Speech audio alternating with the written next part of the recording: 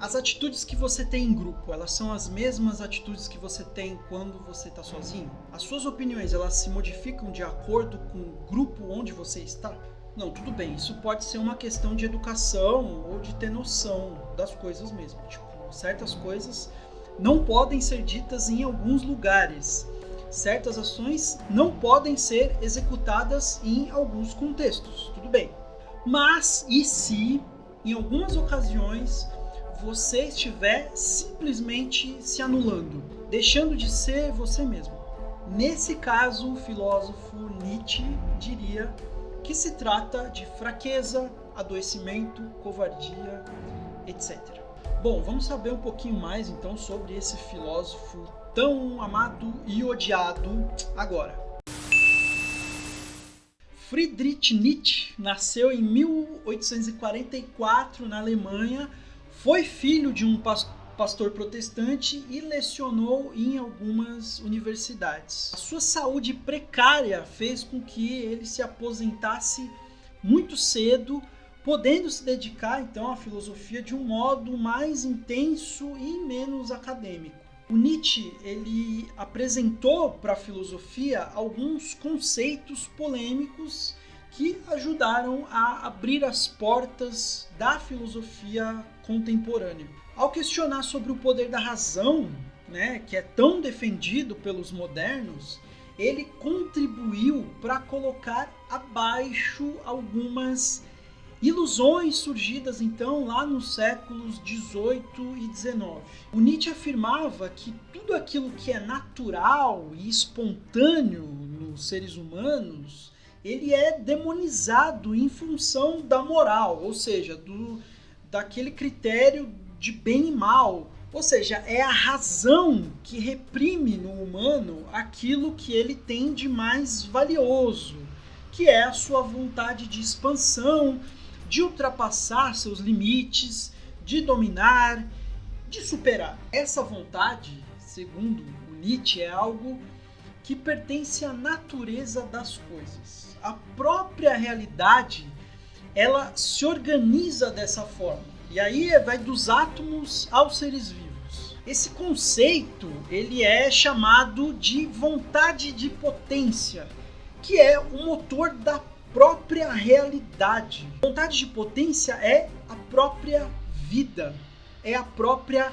existência, seja ela animal, mineral, vegetal, não importa. A vontade de potência, ela move todas as coisas. E se essa vontade ela é reprimida no ser humano pela razão ou pela moral, ela acaba se convertendo em uma espécie de doença. Para o Nietzsche, os seres humanos fortes, eles são aqueles que levam adiante essa força, sem reprimi-la, Já os fracos, eles são aqueles que tentam justamente fazer essa repressão, tanto neles quanto nos fortes. Os valores morais são construídos em torno dessa tentativa de reprimir a própria vida, então. Para os fracos, o mal é aquele que quer dar justamente vazão a toda essa vida dentro dele. Agora, o bom é o que? É o reprimido, é o contido, é o humilde, é o que se recusa a ser ele mesmo, a expandir todo o seu potencial. Aí surge o que o Nietzsche chama de moral de rebanho. E assim, os fracos, eles são seres ressentidos com os fortes, que criam os seus valores a partir desse ressentimento e adotam o forte como uma referência negativa, enquanto eles deveriam adotar a si mesmos como uma referência positiva. Em outras palavras, o fraco ele se inspira na vida alheia e na inveja que ele sente da vida alheia, e no ressentimento que ele sente com relação à vida alheia.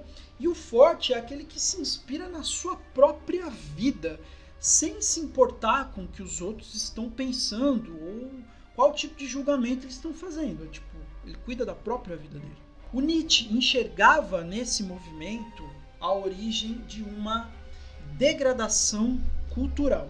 Ele dizia que os hábitos, o modo de vida das pessoas estava completamente adoecido pela moral de rebanho e pelo regramento, então, que os fracos impunham aos mais fortes. Por exemplo, a democracia, ela é uma forma de nivelar por baixo as potencialidades humanas. Por quê? Porque numa democracia, não importa se você está comprometido com valores realmente válidos para o ser humano, ou se você está querendo algo nocivo para a sociedade.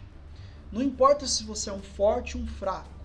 Não importa se você é um ressentido ou se você é o oposto disso. No final das contas, tudo é reduzido a uma contagem, né, de uma maioria sobre uma minoria de pessoas, vencendo então a maioria. E para o Nietzsche, a maioria, a massa, né, ela é justamente o rebanho, que é o que? Movido pelos fracos. Uma sociedade livre, forte, abundante em vida é justamente aquela que supera esse estado de doença. No início do século XX, aconteceu uma coisa assim que totalmente equivocada, né? O nazismo, ele se apropriou da filosofia do Nietzsche, alegando que a sua forma de interpretar a vida seria a manifestação da grande saúde defendida pelo filósofo.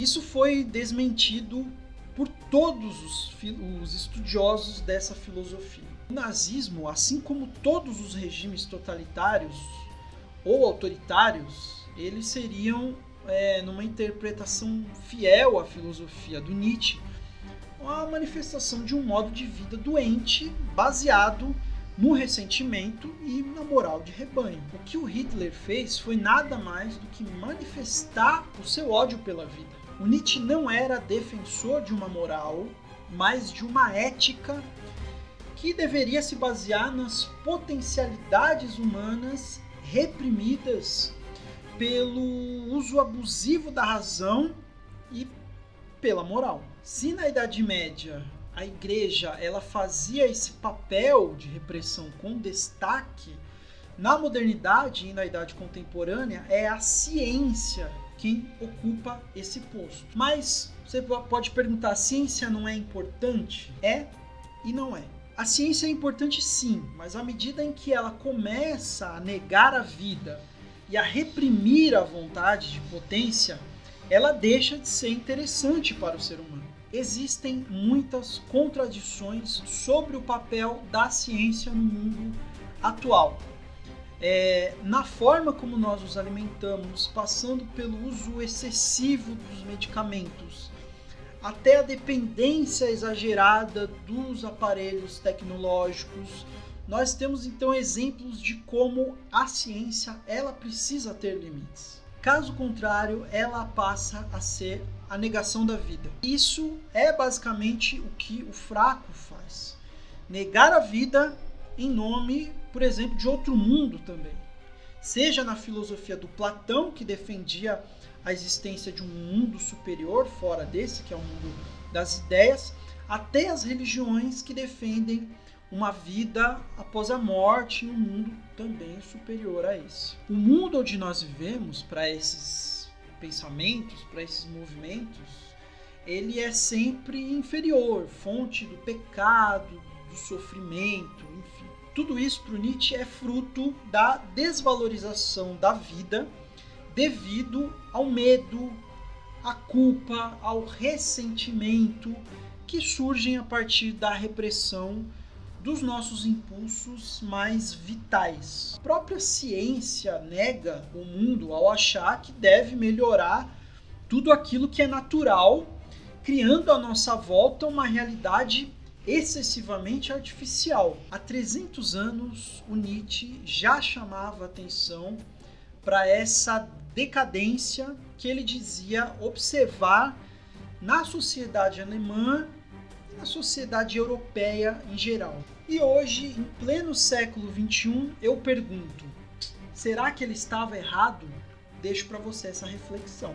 E esse foi o Nietzsche, um filósofo controverso, por vezes contraditório, e que até hoje causa grande admiração ou grande repulsa por parte de quem toma contato com o seu pensamento. E eu fico por aqui. Nós seguimos a série sobre a filosofia contemporânea nos próximos vídeos. Até! E se um demônio lhe dissesse que esta vida, da forma como vive e viveu no passado, você teria de vivê-la de novo? Porém, inúmeras vezes mais. E não haverá nada novo nela. Cada dor, cada alegria, cada coisa minúscula ou grandiosa retornaria para você mesmo.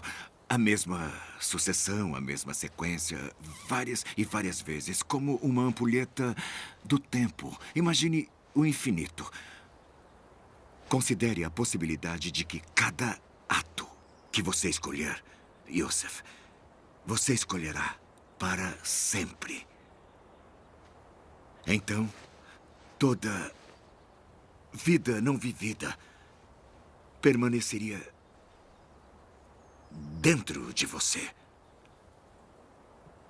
Não vivida por toda a eternidade. Gosta dessa ideia? Ou detesta? Escolha.